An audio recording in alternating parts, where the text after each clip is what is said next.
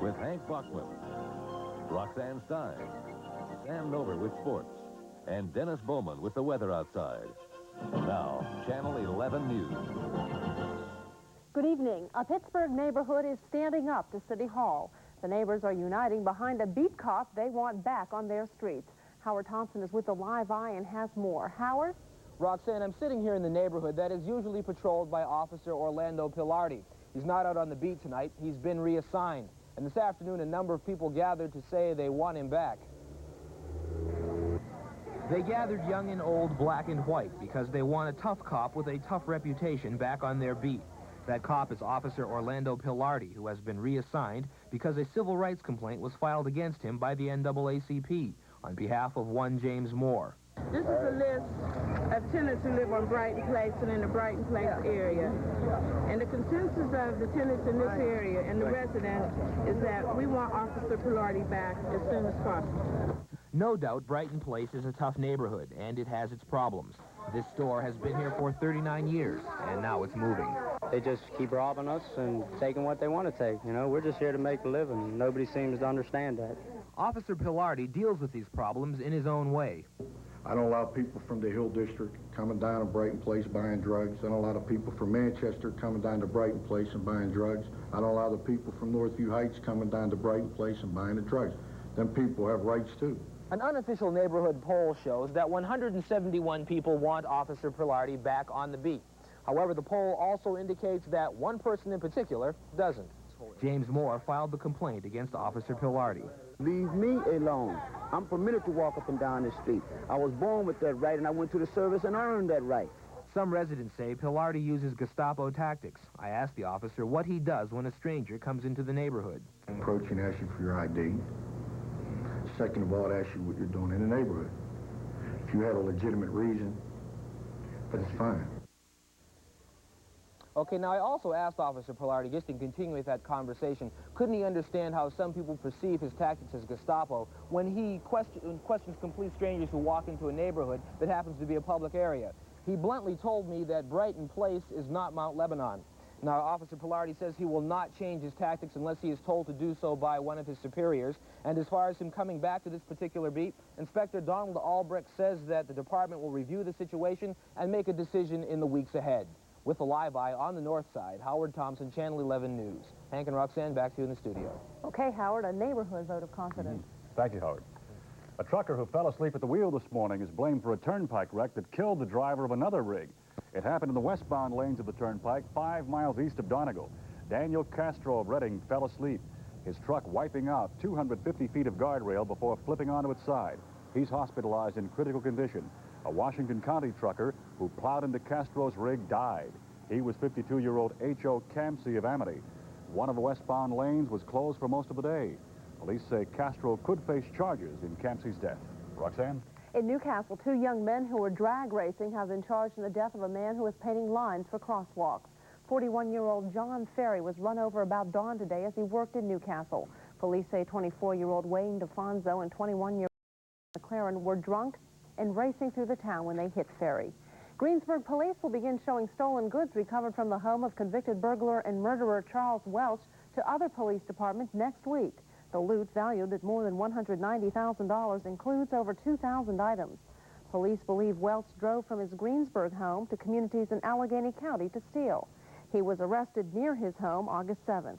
Welch had escaped from a Chicago prison where he was serving time for the murder of a Washington, D.C. doctor. Pittsburgh police are on the lookout for a different kind of burglar tonight.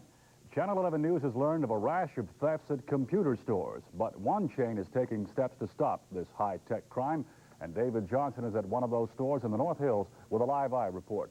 David? Right, Hank. That store is Computerland. They've been taking measures to get extra security to keep the thieves out. As you said, they're not after money, they're after computers. Recently here on the McKnight Road store, thieves broke through this glass, went inside, and made off with the goods. Now, since then, they've installed a special material that adheres to the glass. I'll tell you how well that works in just a minute. But after a few of these burglaries, the owners decided enough was enough. Since January, there have been 10 break-ins at the 4 Pittsburgh area Computerlands. A recent burglary at the Beaver store was even the subject of today's Crime Solvers report on Channel 11. Unknown persons gained entry to the building by throwing a piece of steel through the window and removed an IBM personal computer and accessories. Losses have totaled more than $31,000. The favorite target, IBM personal computers and related components. They're lightweight and worth a lot of money on the street. This system cost around $10,000. Greg Vincent, one of Computerland's owners, believes it's a theft ring. There doesn't really seem to be any pattern aside from the typical MO of crash and grab, where they break through the plate glass window, grab what they can that's not secured down, run back out the window.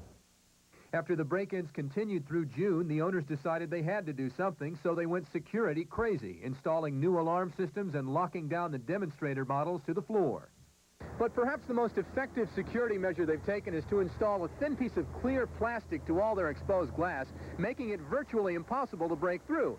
Believe it or not, it's worked. Recently, they've had a couple of attempted break-ins, and the thieves weren't able to get inside. Who are the thieves? Neither police nor the owners seem to know, but Vincent says clearly there is a market for the hot goods. Well, I suspect that since it is such a popular product, they can get roughly around 30 cents on the dollar on the black market for the resale of the equipment. And who's purchasing it, I really don't know.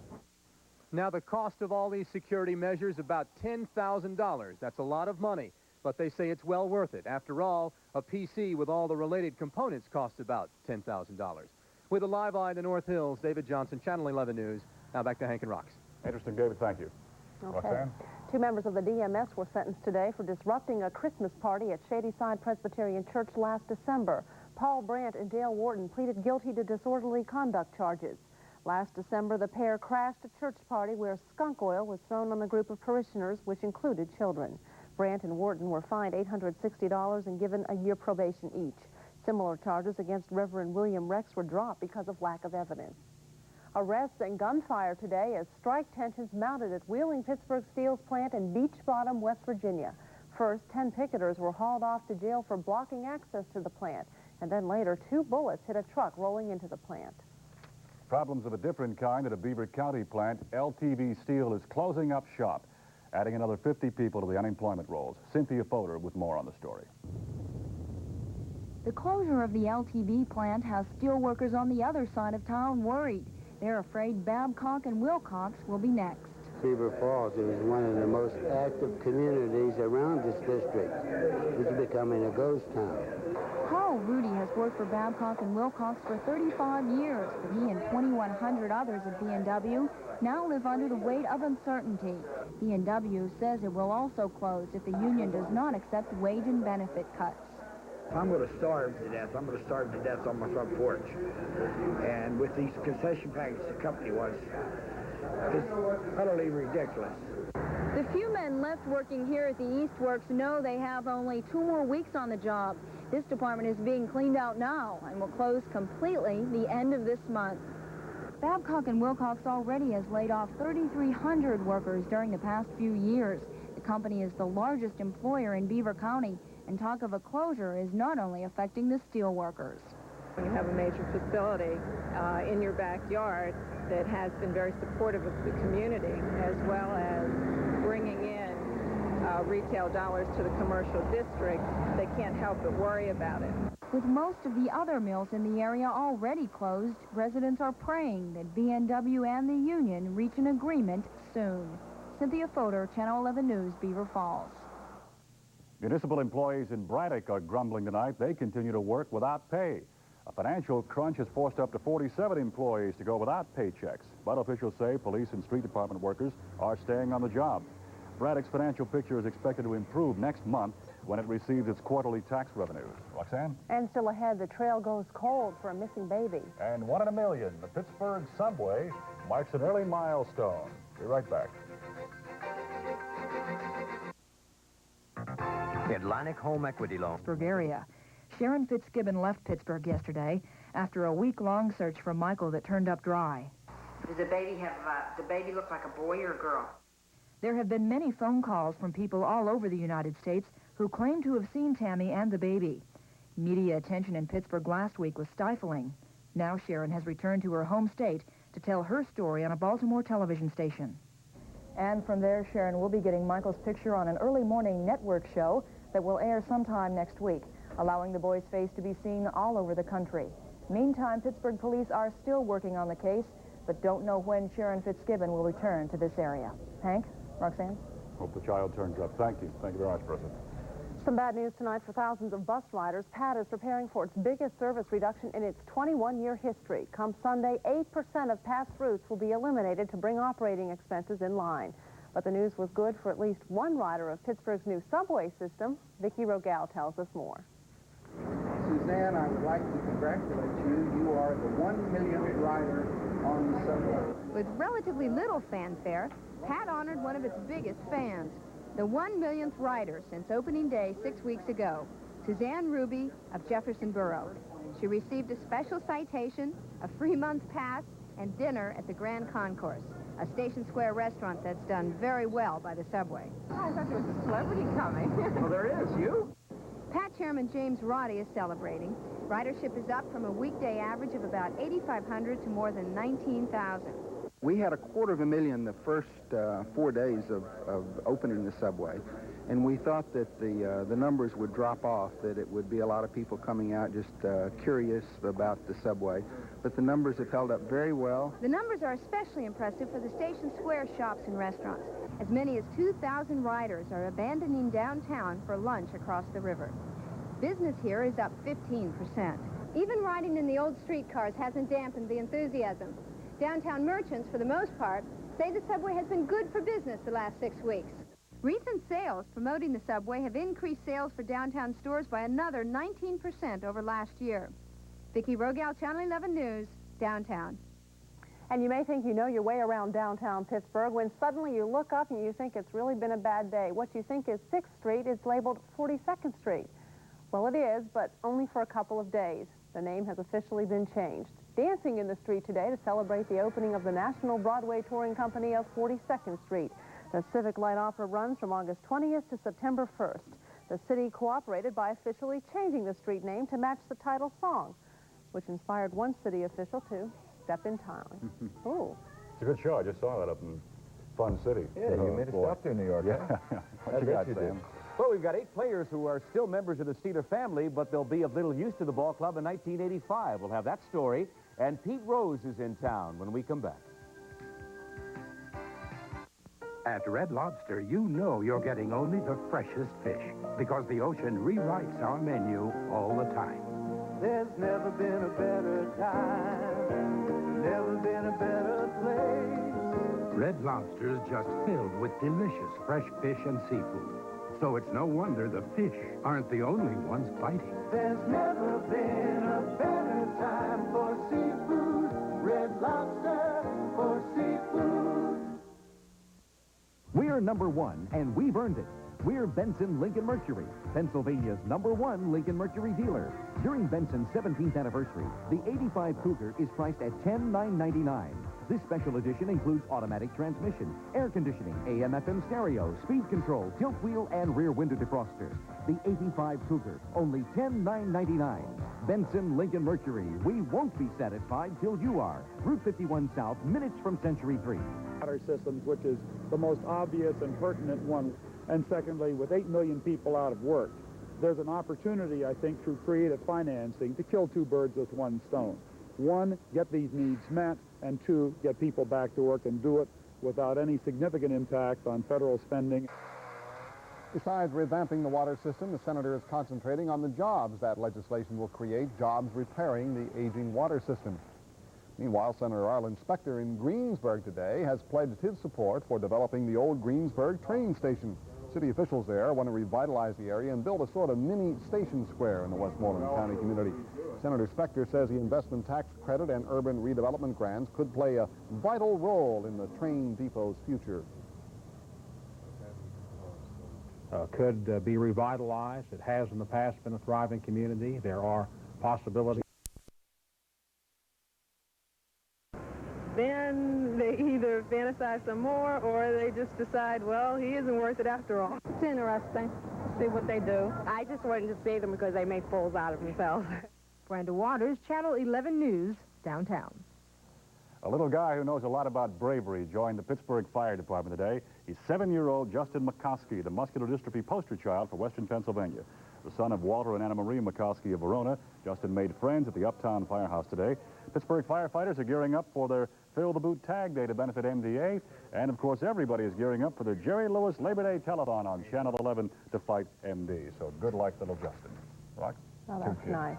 That's it for now. We'll be back at 11 for Night Beat. Nightly News is up next. Have a nice evening. Nightly Night Beat. I'm Roger Mudd in New York, and this is the NBC Nightly News. The Reagan administration, claiming it is at a military disadvantage with the Soviet Union, announced today it will test its anti-space satellite weapon. That test could come just before the U.S. and the Soviets meet again next month in Geneva for another round of arms talks. The administration said today the testing could encourage a Soviet agreement. Here's Andrea Mitchell in California. The White House said it would be the first time that the United States has tried to hit an object in space.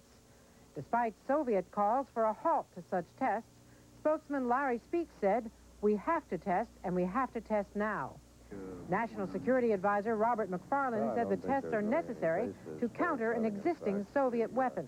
The United States is basically trying to play catch-up ball here. The Soviet Union has had a system for anti-satellite use for a long, long time. We don't. But the system that the United States plans to launch, the administration acknowledged, is more sophisticated than what the Soviets have. The Air Force will fire a two-stage rocket at an old, abandoned American satellite, drifting in a low orbit. The test does not involve a nuclear explosion or laser beams. The weapon simply strikes its target. To meet requirements imposed by Congress, the president had to promise that the United States is trying in good faith to negotiate limits on anti-satellite weapons, that the tests are necessary to avert clear and irrevocable harm to the national security, that the tests will not gravely impair negotiations, and that the tests will not violate the anti-ballistic missile treaty. Critics said they will try to block the tests when Congress reconvenes. I believe that the president is acting illegally. I don't believe that he can demonstrate that there's a clear and present danger to American security. But White House officials say that the Soviets will get serious about limiting anti-satellite weapons only when the United States starts testing them. Andrea Mitchell, NBC News, with the president in California. As yet, there has been no reaction from the Soviet Union. Marvin Kalb, NBC's diplomatic correspondent, is just back from Moscow. Marvin, when Gorbachev, the Soviet leader, reacts, what's he going to say? Roger, the short answer to that question is I don't know. Gorbachev is a question mark, a mystery, even for many Russians.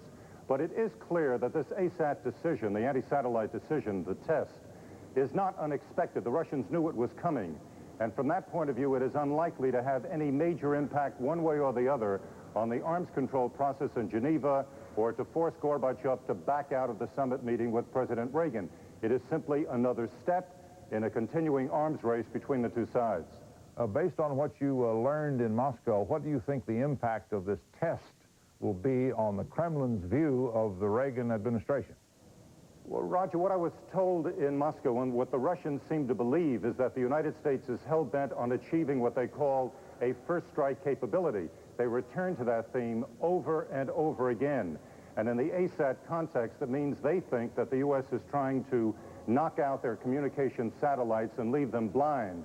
In this diplomatic atmosphere, it's really very difficult to imagine how the summit meeting is going to achieve anything major or meaningful in the area of arms control, maybe something smaller like a new consular agreement, a new cultural exchange agreement, but the deep suspicion that one finds in Moscow towards the U.S., what one hears here towards the Soviet Union, leaves one to conclude that a major meaningful arms control agreement and negotiation are not in the cards in the near future. Thank you, Marvin. By the way, President Reagan and Soviet leader Gorbachev are scheduled to meet at the Geneva Summit November 19th. Coming up on this broadcast tonight, Tom Aspell reports from the world's most dangerous place, Lebanon. Brian Ross reports on the latest Nazi war criminal to be apprehended. And Doug Kiker helps us relive World War II with the big band. At some places that sell computer equipment is all you get. But Entree Computer Centers give you something extra. People who are with you every step of the way. Entree consultants and software experts who make sure you get what's best for your business. Entree instructors, installers, technicians. At Entree, you get more than leading brands of equipment and software. You get people who help you get the most out of it for as long as you own it. At Entree Computer Centers, we're with you every step of the way. The secret of oil of Olay is that it's similar to the fluids in younger skin. Oil of Olay penetrates quickly to replenish those fluids time takes away. Discover how it can help you look younger, too. Our relationship is over, Tums. I found someone better. Tempo. For better relief from acid and gas, switch to Soft Tempo with 75% more acid-relieving medicine than the leading tablet. Switch to better relief. Switch to Soft Tempo. Big girl, they don't cry, they don't cry. Big girl, they don't cry, no nonsense is why. Now, No Nonsense Pantyhose has 2 queen sizes, Queen and new larger Queen Plus, both specially proportioned to fit all you big girls beautifully. Big girl, they don't cry. No Nonsense Queen and new Queen Plus in every No Nonsense style. And that's no nonsense. The civil war in Lebanon today claimed at least 84 more victims. Christian and Muslim militias traded shells and rockets in Beirut, killing 40 people. A car bomb in Tripoli left 44 dead. Tom Aspell reports tonight that most of the casualties were civilians. Today's car bomb, the 5th within 1 week in Lebanon, exploded in the northern port city of Tripoli. This one was well planned. Someone in a speeding car threw a stick of dynamite into the street, and 3 minutes later, when a crowd had gathered to find out what was happening, a parked vehicle exploded. It blew away the front of a 7-story building and swept through the crowds on the street.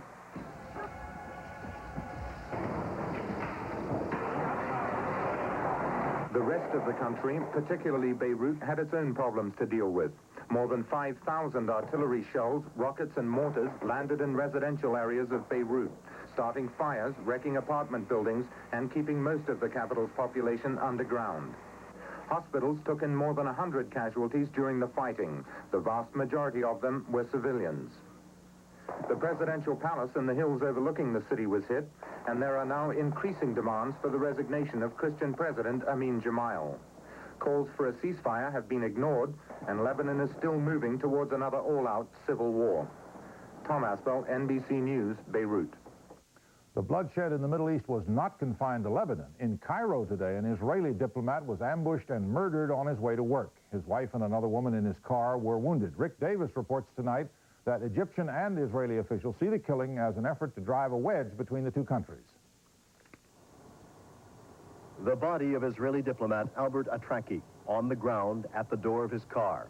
He is the 7th man who has died in 10 attacks on Israeli diplomats around the world in the last 15 years. Investigators say gunmen fired 17 rounds at the car as it moved from the suburbs where the diplomat lived toward the embassy 10 miles away. Inside, the bloodstains of Atraki and 2 women, his wife Ilana and Mazel Manasha, wife of another Israeli diplomat, both wounded in the attack. A neighbor describes what her mother saw, the gunman's car. A red car, only red car. What time did this happen? 8:30. Did you see how many people were in the car? Maybe 3, maybe 4. As Egyptian police and the army surrounded homes of other Israelis today, 2 groups claimed responsibility for the killing: Greater Islamic Jihad and Egypt's Revolution. A typewritten note from that group read, "We launched an attack against members of Israeli intelligence in Cairo. With God's help, we send some of them to their shrouds in hell." Tonight, the 2 women wounded in the attack were taken from a Cairo hospital on stretchers, then to a plane on the way back to Israel. The assassination came as Israel's Prime Minister Shimon Peres was trying to push through a reluctant cabinet concessions in a border dispute between Israel and Egypt. And Egypt's President Mubarak has been playing a key role in trying to arrange a dialogue between Israel, Jordan, and the Palestine Liberation Organization. Today's fatal shots could harm both efforts. Rick Davis, NBC News, Cairo. In South Africa today, army troops and police using dogs sealed off a section of the huge black ghetto of Soweto and searched it house to house. They made an undisclosed number of arrests. Returning today from a visit to South Africa, the Reverend Jerry Falwell charged that Bishop Desmond Tutu is a phony and does not represent South African blacks. Falwell said he is opposed to South Africa's racial policies, but still plans to rally support for its government.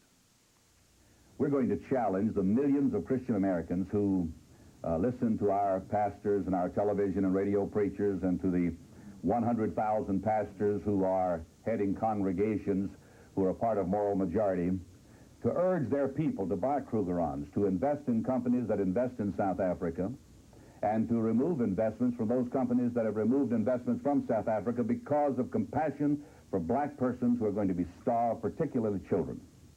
Falwell said Americans should pressure the South African government to end apartheid, but not to the point at which the country would fall into the hands of radicals. Police and soldiers in the Philippines were placed on highest alert today as opponents of the government prepared to commemorate the murder of Benigno Aquino. 2 years ago, tomorrow, the opposition leader was assassinated as he stepped off a plane returning from exile in the United States.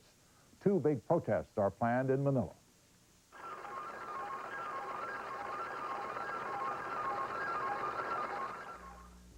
Tell the truth.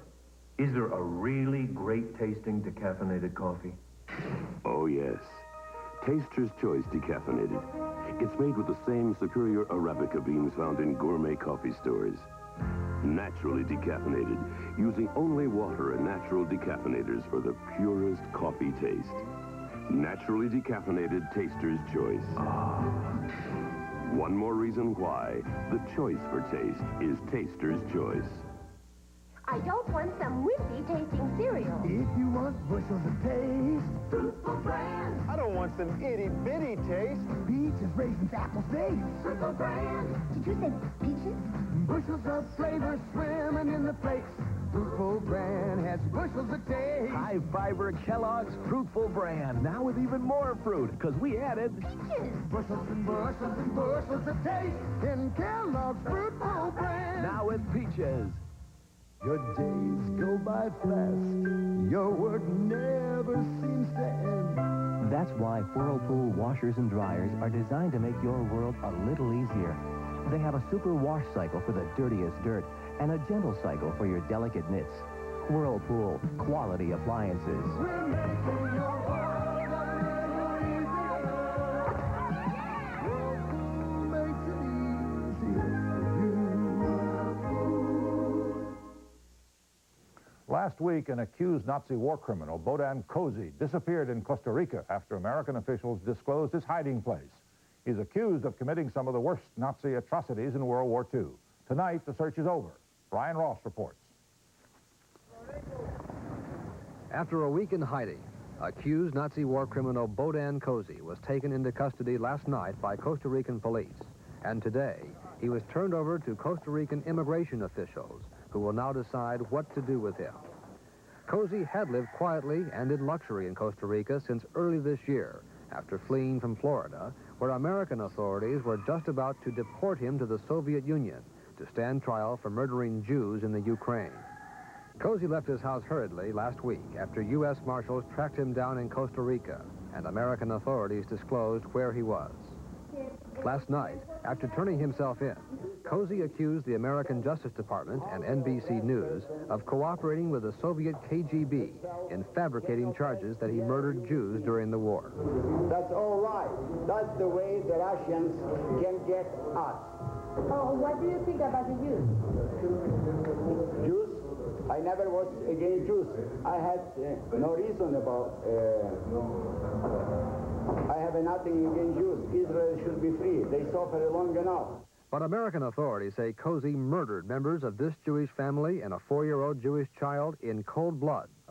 And Justice Department prosecutor Michael Wolf says the evidence presented in federal court in Florida against Kozy was overwhelming. From my point of view, he's a murderer. The judge found that he committed those murders.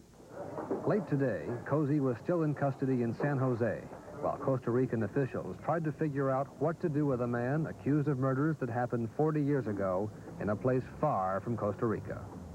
Brian Ross, NBC News. The jackpot in the New York State Lottery was raised this afternoon to $41 million, the biggest prize ever offered in North America.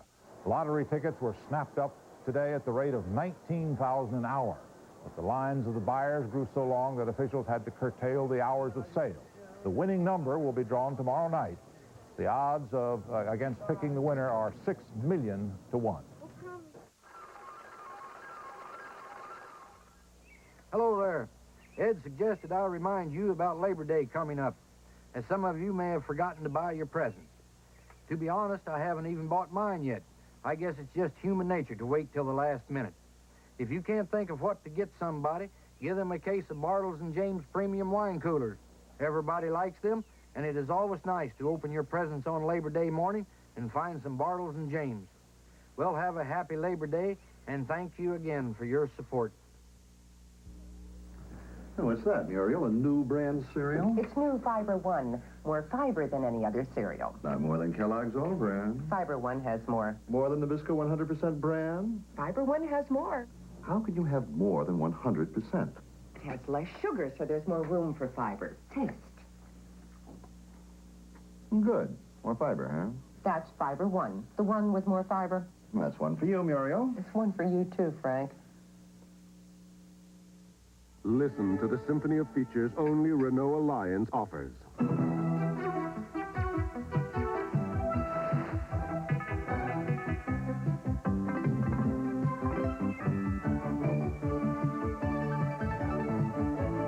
Only Renault Alliance gives you all this European technology with 550 Plus, America's best small car protection, and 8.5, America's lowest factory financing. Prices start at $59.95. Renault. On special segment tonight, we have the second of two reports on how satellite television has turned the world into a global village. There was no more vivid example of nations being linked by modern communication than during the TWA hostage crisis this summer, when the White House learned about developing events not through the State Department, but through television reports from Beirut. Garrick Utley tonight describes how another government is feeling the effects of this global village, the government of the Soviet Union.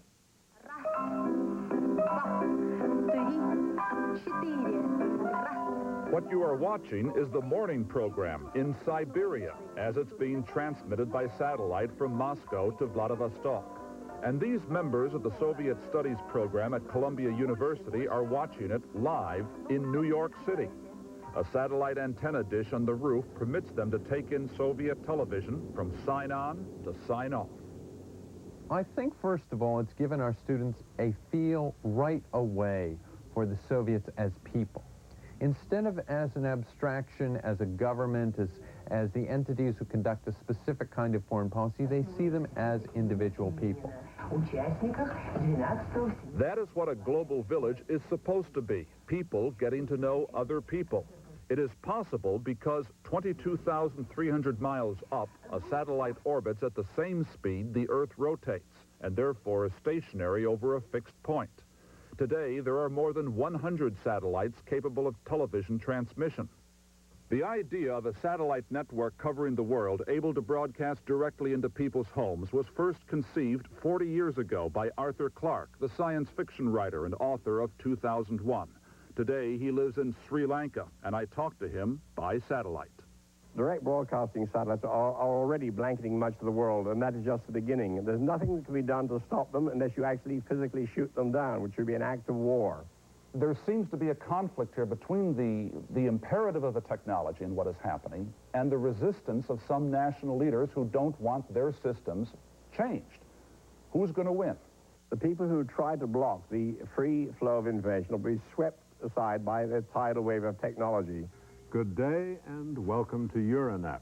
This is part of that new wave. The United States Information Agency is using satellites to spread its message. It has transmitted news conferences with American officials to journalists in more than 50 countries, such as these in West Germany. In the future, programs will be beamed behind the Iron Curtain. Charles Wick is director of USIA. At some point, the Soviet handyman, anybody who's handy with his hands or with tools, will be able to create a dish out of chicken wire and be able to surreptitiously take these down. And nothing is going to stop this progress. It's going to be explosive. The Live Aid concerts showed the impact of worldwide television and how the Soviet Union is trying to handle it. The rock group Autograph performed from a Moscow studio with carefully selected guests. It's nice to know that music is uniting all of us, different people all over the world, for this wonderful thing. The wonderful thing, however, was not shown live in the Soviet Union. The new leaders realize they too are in the global village. That is why they are trying to polish up their media performance for the outside world, but they know the threat of direct satellite broadcasting into their country. In fact, popular American shows such as Miami Vice and MTV have been transmitted on the Soviet satellite network, from Cuba, where the signal is picked up, to Moscow. The programs were not shown to the public, but it is believed were intended for private viewing by the political elite. It may not be Charles Wick and WorldNet that ultimately destabilizes the Soviet regime. It may be Miami Vice. But Soviet specialists don't see that happening soon. The Soviets like control of their information. As the wrecking ball demolished a 68-year-old mansion and its flesh-toned nude statues. The 38-room mansion had become an eyesore to the posh neighborhood. Now, if the nude statues weren't enough, the mansion was left in disrepair after a fire gutted part of it. The mansion had been owned by an Arab sheik. Thought of it first, thinks he knows where it is headed. Eventually, people will become, I think, more tolerant of other people's points of view because of this new technology. And I think that after the global village, which we hear so much of, we're going to have, as a result of direct broadcasts, the global family. Garrett Utley, NBC News. From the global village, it won't be long before we have a village in space. According to NASA's announcement today, a Houston firm, Space Industries, will build and operate the first commercial space station to produce drugs and other products that can't be made on Earth. The station should be in orbit by 1989.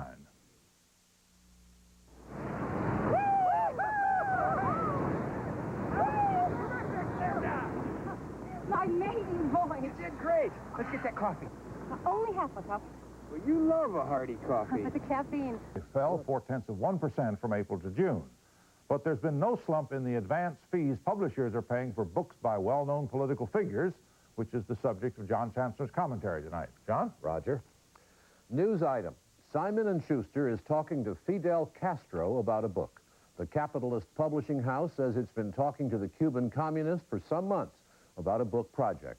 Simon & Schuster won't discuss the amount of money involved, but reports have been circulating that the deal may involve 3 books for a price of $1,300,000, which could buy a lot of cigars. It's the season for big buck books written by former government servants. Publishers have made million-dollar deals with Tip O'Neill, soon to retire as Speaker of the House, Geraldine Ferraro, retired by the voters last fall, and Jean Kirkpatrick, who will write about the time she spent at the United Nations. The winner of the Big Bucks Derby, of course, is David Stockman, the former White House budget director who was collecting $2 million from Harper & Row. He'll write about what he learned during his 4.5 years in the executive office building. He made $75,000 a year in that job. Add the $2 million from the publisher, and you get $2,337,000. As Daddy Warbucks used to say, that's quite a lot of money. Spread it over the time he spent in government and the time he'll spend writing, and it comes to well over $1,000 a day for Mr. Stockman. $1,000 a day for 5 years. That's a lot more than his former boss, the president, makes. Presidents make $547 a day. Now, at this point, in essays of this kind, the phrase, "at taxpayers' expense," usually comes up. Not here, folks. David Stockman didn't invent the system which rewards government service with huge book advances and lecture fees. He took advantage of it, and who's to blame him? They all do it, presidents, secretaries of state, all of them. And if Mr. Hurry up and wait. That's the movie-making business. It was no different today on the set of Gung Ho, filming a scene on location at the Allegheny County Airport. Take after take, and pacing behind the camera's range, looking like Opie with a mustache, actor-director Ron Howard, whose 4 previous films have all been hits. But of real interest to Pittsburghers is the star of the picture, Coriopolis-born Michael Keaton, a funny man who gets serious when he talks about his hometown. Well, in a lot of ways, it looks better than it's ever looked. I mean, it looks great. I mean, most of the people working on the film are real impressed with it. And in other ways, it doesn't look so good just because of some of the, I guess, economic plights. In this movie, Keaton plays a Pennsylvania mill worker sent to convince the Japanese to keep his plant open. On or off camera, he's high energy, whether meeting fans or playing with his 2-year-old son, Sean. And he hasn't forgotten his Pittsburgh roots, as those who saw Night Shift will remember. Yes, I use an accent because I knew no one had ever heard one before. So I did kind of a Pittsburgh accent. And so the only reason I don't really do a strong one here is it's kind of repeating myself. I wish I would have known this was coming along because this is the perfect place for it, you know. Well, people have bad-mouthed the Pittsburgh accent for years. What do you think about it? It's bad. It's not that bad. I think there are worse, you know. I think there are some worse. I think, aren't there? For Lifestyle, Mary Rob Jackson, TV2 Eyewitness News. That is it for this edition of Eyewitness News. Our next news tonight at 11. Now, Brings back a lot of memories. Makes you feel young again. And I'll do anything that makes me feel young again. Not just older folks, young people show up for the dances also. Don't I look like I'm having fun? When I am jitterbugging, I do try to think of what it was like and what people danced like then. So in love with you, don't know what to do, sentimental me. Washingtonian Richard Bray put the band together and persuaded the U.S. Park Service to let him reopen the ballroom. He thinks the big band sound is making a comeback. I think people are ready for it. Maybe they've been ready for it a long time, but it hasn't been available.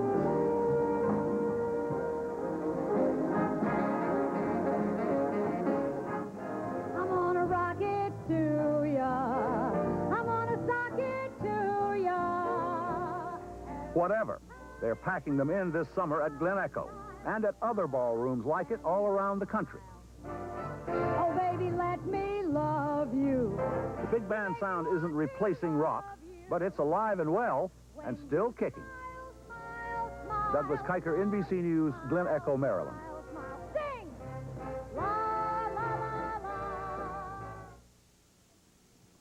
Kiker knows what he's talking about. During World War II, he was a teenage jitterbug down in Griffin, Georgia. That's Nightly News for Tuesday. I'm Roger Mudd in New York. Good night. Is rolling a porno flick before